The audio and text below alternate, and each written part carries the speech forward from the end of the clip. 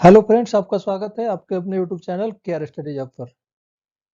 आज चलिए पढ़ते हैं रिट्स के बारे में। तो रिट्स क्या हैं और रिट्स इतने इम्पोर्टेंट क्यों हैं, कितने हैं, इसके बारे में आज जानते हैं। वैसे मुझे उम्मीद है कि आप सबको रिट के बारे में थोड़ा बहुत आइडिया होगा, किसी को ज़्यादा भी होगा। लेकिन चलिए आज बिल्कुल इसको थोरोली और बिल्कुल सिंपल अप्रोच रखते हुए पढ़ते हैं कि रिट्स क्या है ना। तो सबसे पहले रिट्स का रेलिवेंस देखते हैं कि रिट्स का रेलिवेंस क्या है। देखिए, आप सबको पता है कि पार्ट 3 में, अपने कॉन्स्टिट्यूशन के पार्ट 3 में आर्टिकल 12 टू 35 जो है, उसमें फंडामेंटल राइट्स दिए गए हैं सिटीजन्स को। ठीक है। अब ये फंडामेंटल राइट्स फंडामेंटल क्यों है? These rights are fundamental because these are essential for all around development of human being। ये जो फंडामेंटल राइट्स हैं, ये फंडामेंटल इसलिए हैं कि ये बिल्कुल अनिवार्य हैं किसी भी इंडिविजुअल का सर्वांगीण विकास के लिए, चाहे वो फिजिकल हो, मेंटल हो, स्पिरिचुअल हो। बिना इसके ऐसा माना गया है कि बिना इन राइट्स के और बिना ये जो कंडीशन मिलते हैं इन राइट्स के द्वारा, उस कंडीशन के बिना किसी भी इंडिविजुअल का ऑल अराउंड डेवलपमेंट नहीं हो पाएगा। दूसरी बात यह है कि चूंकि ये जो फंडामेंटल लॉ ऑफ लैंड है, कॉन्स्टिट्यूशन, उसके द्वारा प्रोवाइड किया जाता है, इसलिए इसको फंडामेंटल राइट्स कहते हैं। तो दो चीजें हैं, लॉ ऑफ लैंड जो फंडामेंटल है वो कॉन्स्टिट्यूशनल है, वो कॉन्स्टिट्यूशन है, सॉरी, और वही प्रोवाइड कर रहा है ये राइट्स जो कि हर हाल में एक इंडिविजुअल को दिया गया है कॉन्स्टिट्यूशन के द्वारा। प्रोवाइडेड सम कंडीशन, कहीं रेस्ट्रिक्शन है, वो एक्सेप्शनल है। For example, arm forces members को डिसिप्लिन मेंटेन करने के लिए कुछ हद तक उसमें रेस्ट्रिक्शन लगाया गया है, तो वो एक स्पेशल कंडीशन है। एक्सेप्शंस हम यहाँ पे नहीं देखेंगे, हमें रिट्स पर जाना है, फोकस करना है। तो फंडामेंटल राइट्स के बिना ध्यान में लिए हम इसको रिट्स को नहीं पढ़ सकते हैं, इसलिए फंडामेंटल राइट्स का हमने जिक्र किया यहाँ पे। तो देखिए यहाँ पे लिखा है, this rights are most essential for all around development, material, intellectual, moral and spiritual. हर तरह से डेवलपमेंट के लिए ये राइट्स जो हैं बिल्कुल आवश्यक है, अनिवार्य है। तो अब ये तो बात हो गई कि जो फंडामेंटल लॉ ऑफ लैंड है, कॉन्स्टिट्यूशन, उसने ये प्रोवाइड किया है कि फंडामेंटल राइट्स इंडिविजुअल को मिलना चाहिए।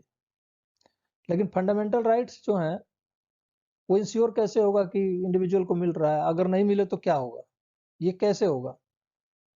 How can anyone practice this rights, how can it be assured and protected?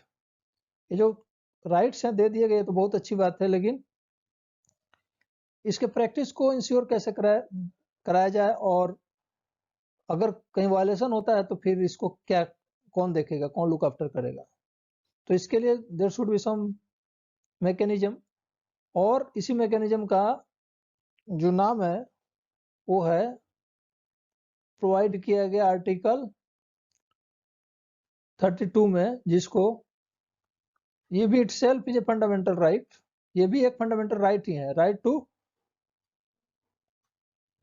Constitutional remedies. ये इतना इंपॉर्टेंट है, इस पर थोड़ा सा ध्यान देंगे। ये इतना इंपॉर्टेंट है कि इसको बी आर अम्बेडकर जी ने बोला था इसको कि ये that very soul of the constitution. इतना इंपॉर्टेंट है कि इसको आत्मा कहा कॉन्स्टिट्यूशन का।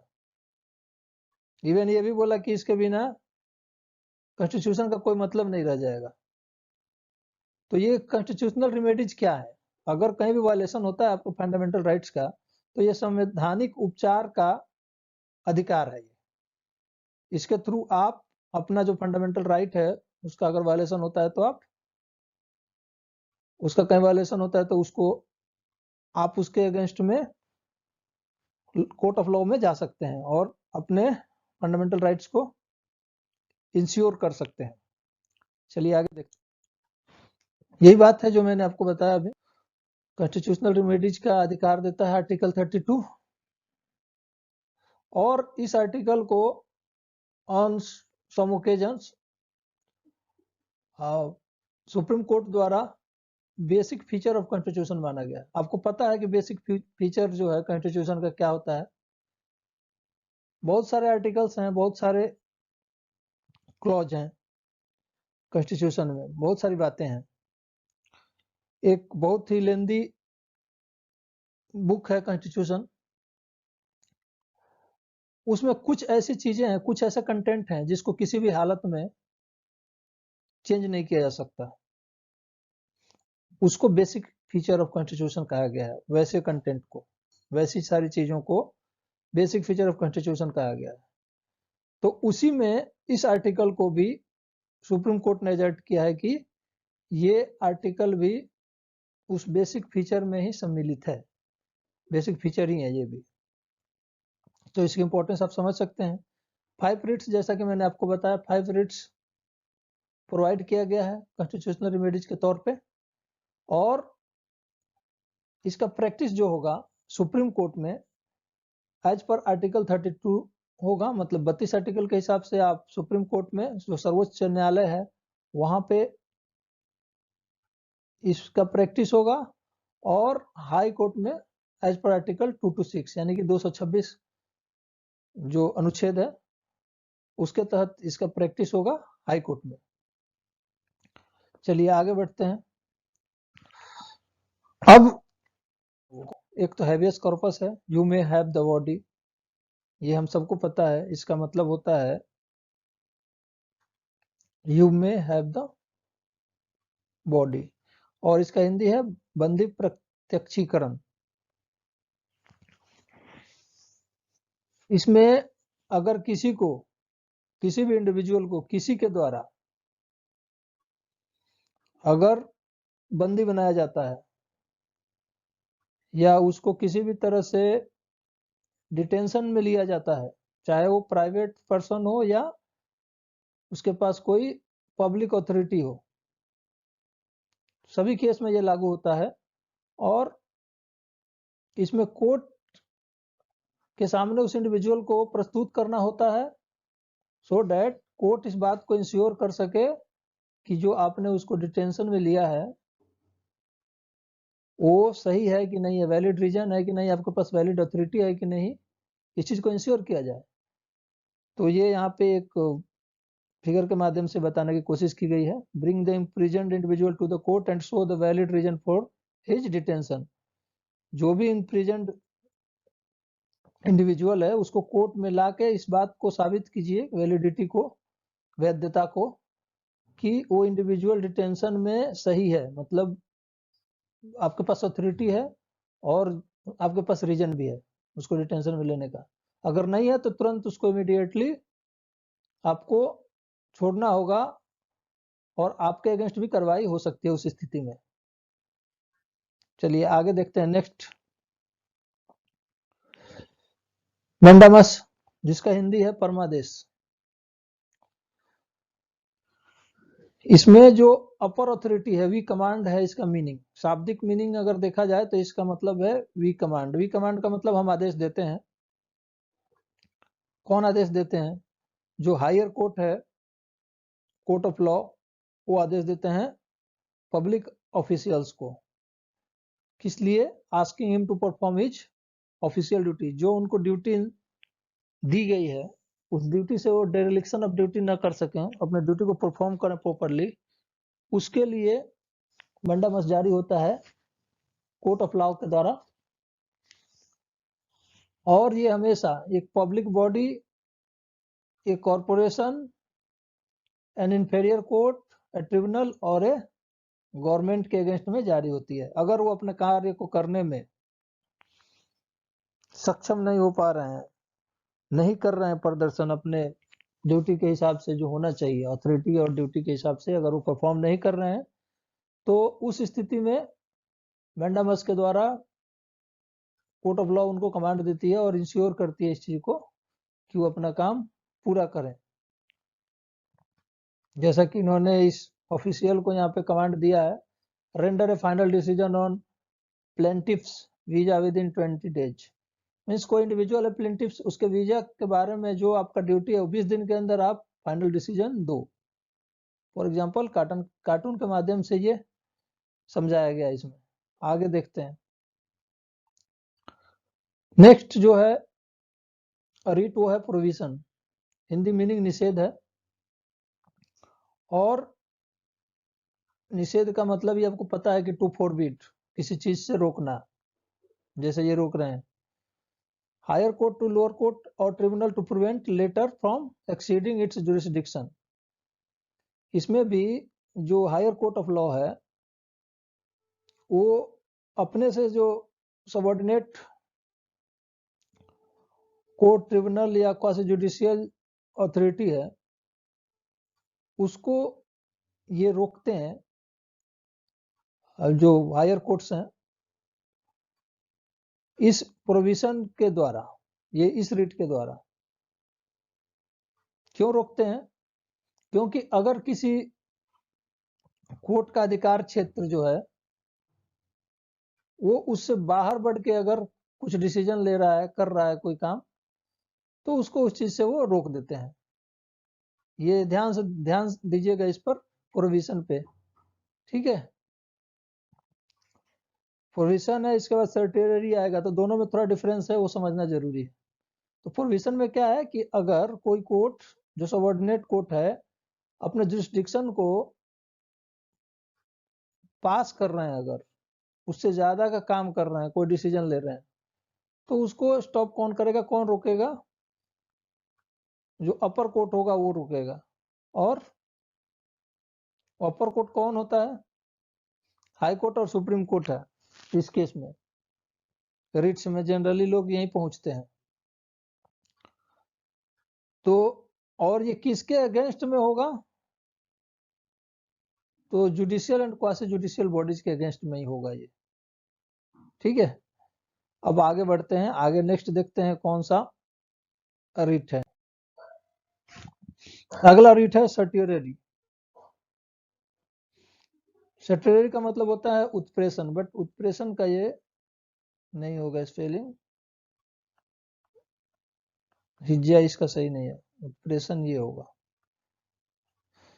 सर्टियरी उत्प्रेषण मीनिंग होगा टू बी सर्टिफाइड और टू बी इन्फॉर्म्ड। इन्फॉर्म किया जाता है किसको? इसमें भी हाई कोर्ट द्वारा लोअर कोर्ट को और ये ट्रिब्यूनल को कहा जाता है कि जो केस आपके पास पेंडिंग है वो हायर कोर्ट बोलता है कि ये मुझे ट्रांसफर करो। ठीक है, क्यों ट्रांसफर करो? क्योंकि आपका जुरिस्डिक्शन से वो बाहर का है, जो जुरिस्डिक्शन से बाहर का है आपके पास पेंडिंग है, वो मुझे ट्रांसफर करो। या अगर कोई आपने डिसीजन ले लिया अपने अधिकार क्षेत्र से बाहर, तो उसको स्क्वैश करो। ये देखिए, अभी जो हमने पढ़ा था इसके पहले वो था अपना प्रोविजन। तो जो प्रोविजन है, निषेध और सर्टेरी में यही फर्क है। वो क्या है, बस रोक रहा था कि आप अपने अधिकार क्षेत्र से बाहर मत करो। और ये क्या है कि अगर आपके पास पेंडिंग है तो मुझे ट्रांसफर करो, और अगर आपने डिसीजन ले लिया तो स्क्वैश करो। ठीक है, उसको स्क्वैश करो, उसको समाप्त करो, जो आपने डिसीजन ले लिया अपने अधिकार क्षेत्र से बाहर। तो ये क्या है कि इसका जो एम्बिट है, जो इसका क्षेत्र है इस सर्टियरी का, उत्प्रेषण का, ये थोड़ा प्रोविजन से ज्यादा है, आगे बढ़ के है। तो इसको इसलिए बोला जाता है कि ये नेचर में preventive as well as curative भी है। कोई अगर गलती हो गई है तो उसका इलाज भी है इसके पास, मतलब इसमें निहित है उसका इलाज भी, उसको ठीक करने का। जैसे स्क्वैश करने को बोल रही है तो स्क्वैश हो जाएगा, तो एक तरह से क्योर हो गया अगर कोई गलती हो गई है तो, है ना। उसमें बस इसके पहले वाला प्रोविजन में सिर्फ रोका जा रहा था कि आप अपने अधिकार क्षेत्र से आगे मत बढ़ो, आप उस मामले पर जो आपके अधिकार क्षेत्र में है कोई डिसीजन नहीं ले सकते। तो इन चीजों को थोड़ा ध्यान रखिएगा, इन दोनों में ये डिफरेंस है, माइन्यूट है लेकिन इंपॉर्टेंट डिफरेंस है। ठीक है, ये भी जुडिशियल, क्वासी जुडिशियल और एडमिनिस्ट्रेटिव अथॉरिटीज के अगेंस्ट भी होने लगा। कब से होने लगा? 1991 के बाद से। इसमें सुप्रीम कोर्ट ने बोला था कि नहीं, ये एडमिनिस्ट्रेटिव अथॉरिटी के अगेंस्ट भी जारी किया जा सकता है। उसके पहले तक ये था कि जुडिशियल और क्वासी जुडिशियल अथॉरिटीज के अगेंस्ट ही होगा ये। ठीक है, नेक्स्ट देखते हैं। नेक्स्ट है अपना क्यूओ warranto. क्यूओ warranto is also very important writ. इसका शाब्दिक मीनिंग जो है वो है बाय व्हाट अथॉरिटी और वारंट। ये कहता है कि आप किस अथॉरिटी के द्वारा ये कार्य कर रहे हैं। अगर कोई अपने अथॉरिटी के बाहर जाके कोई कर रहा है, पब्लिक ऑफिसर विशेषकर, ये ध्यान रखिएगा, सब आपस में लगे हुए हैं, मिले हुए हैं, और थोड़ा सा अगर माइन्यूट ऑब्जर्वेशन ना रखा जाए तो कंफ्यूजन हो जाएगा। है बहुत बिल्कुल क्लियर वैसे। क्यूओ वारंटो का मतलब होता है कि बाय व्हाट अथॉरिटी और वारंट, और इसका हिंदी होगा अधिकार परीक्षा। इसमें जैसा हिंदी से आपको पता चल रहा है कि आपका अधिकार क्या है ऐसा करने का। किससे पूछा जाएगा? ओनली पब्लिक ऑफिशियल से, not private. It prevents illegal observation of public office by a person. अब इसको उदाहरण के तौर पे आपको मुझे समझाना पड़ेगा, वो ज्यादा आसान होगा, बेहतर होगा। अधिकार परीक्षा है कि वारंट है, आप किस वारंट से कोई कार्य कर रहे हैं। अगर फॉर एग्जांपल, अगर कोई एडवोकेट बीच रास्ते पे खड़ा होके, सरकारी वकील, और लगे आपका ये डीएल जांच करने कि आपके पास ड्राइविंग लाइसेंस है कि नहीं, आरसी है कि नहीं, इस आधार पे कि मैं कानून का ज्ञाता हूं और I am custodian of law, तो उस पर ये क्यू वारंटो लागू हो सकता है, क्योंकि वो एक सरकारी ऑफिशियल है, सरकारी वकील है, तो है ना। और दूसरा कि क्यू वारंटो क्यों लागू होगा, क्योंकि उसके पास ये डीएल चेक करने का जिम्मेदारी किसका है? एज पर लॉ किसका है? एज पर लॉ डीएल जांच करने का अधिकार ट्रैफिक पुलिस की है। और चाहे कितना भी कानून का ज्ञाता हो वकील कोई, अगर वो लेके डीएल किसी का जांच करने लगे, रजिस्ट्रेशन सर्टिफिकेट व्हीकल का जांच करने लगे, तो उसके पास वो अथॉरिटी नहीं है। तो वो सीधे पहुंच सकता है इंडिविजुअल कहाँ? कोर्ट में क्यू वारंटो जारी कर सकता है उस इंडिविजुअल के अगेंस्ट में। ठीक है, तो ये एक उदाहरण हो गया। उम्मीद है आपको ठीक लगा होगा ये क्लास। और कुछ और आपका सजेशन है, कोई कमेंट हो तो आप कमेंट बॉक्स में करके बताएं। कोई और टॉपिक इंपॉर्टेंट आपको लगे कि इस पर भी क्लास होनी चाहिए तो। ठीक है, thank you so much for joining.